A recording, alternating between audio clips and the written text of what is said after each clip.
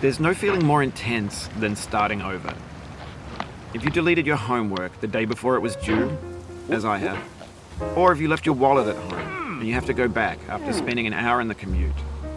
If you won some money at the casino and then put all your winnings on red but it came up black.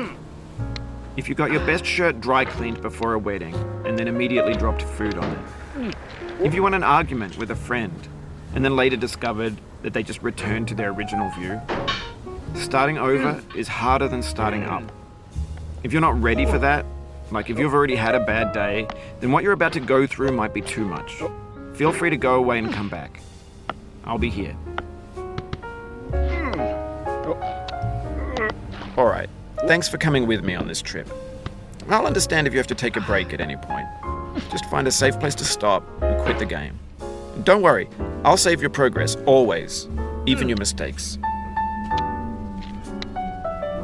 This game is a homage to a free game that came out in 2002, titled Sexy Hiking. The author of that game was Jazuo, a mysterious Czech designer who was known at the time as the father of B games. And B games are rough assemblages of found objects. Designers slap them together very quickly and freely, and they're often too rough and unfriendly to gain much of a following. They're built more for the joy of building them than as polished products. In a certain way, Sexy Hiking is the perfect embodiment of a B game. It's built almost entirely out of found and recycled parts, and it's one of the most unusual and unfriendly games of its time. In it, your task is simply to drag yourself up a mountain with a hammer. And that act of climbing, in the digital world or in real life, has certain essential properties that give the game its flavor.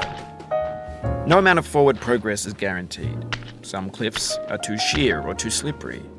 And the player is constantly, unremittingly in danger of falling and losing everything.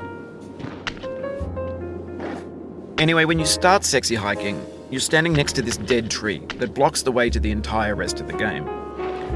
It might take you an hour to get over that tree, and a lot of people never got past it. You prod and you poke at it, exploring the limits of your reach and your strength, trying to find a way up and over. And there's a sense of truth in that lack of compromise.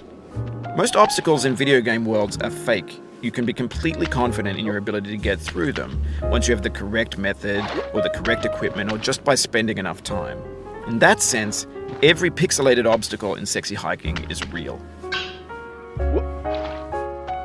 The obstacles in Sexy Hiking are unyielding, and that makes the game uniquely frustrating. But I'm not sure Jazuo intended to make a frustrating game. The frustration is just essential to the act of climbing, and it's authentic to the process of building a game about climbing. A funny thing happened to me as I was building this mountain. I'd have an idea for a new obstacle, and I'd build it, test it, and it would usually turn out to be unreasonably hard.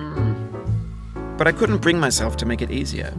It already felt like my inability to get past the new obstacle was my fault as a player rather than as a builder.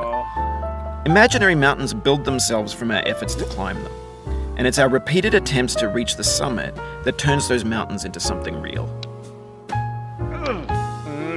When you're building a video game world, you're building with ideas.